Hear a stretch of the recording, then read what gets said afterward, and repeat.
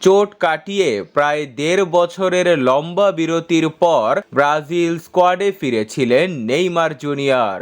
অবশ্য সেই সুখ বেশি দিন কপালে জোটেনি নেইমারের।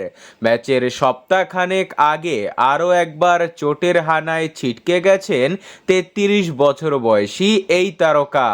শেষ মুহূর্তে তার জায়গায় দলে ডাকা হয়েছে রিয়াল মাদ্রিদের ফরোয়ার্ড এনরিক ফেলিপিকে। সান্তোসের হয়ে শেষ ম্যাচটায় নেইমারকে দেখা যায়নি, যদিও তখন চোটটা খুব একটা গুরুতর মনে না হলেও শেষ পর্যন্ত ছিটকে যেতে হয়েছে নেইমারকে। তাতে দরিবল জুনিয়র নেইমারের বদলি হিসাবে বেছে নিয়েছেন এনরিককে। রিয়াল মাদ্রিদ ফরোয়ার্ড শেষ আন্তর্জাতিক বিরতিতে দলের সাথে ছিলেন না, তবে নেইমারের চোটে আবারও তার জন্য খুলেছে জাতীয় দলের দরজা। আগামী ২১শে মার্চ ব্রাজিল বিশ্বকাপ বাছাই পর্বে মাঠে নামবে কলম্বিয়ার বিপক্ষে, আর ২৬শে মার্চ তাদের প্রতিপক্ষ হবে আর্জেন্টিনা।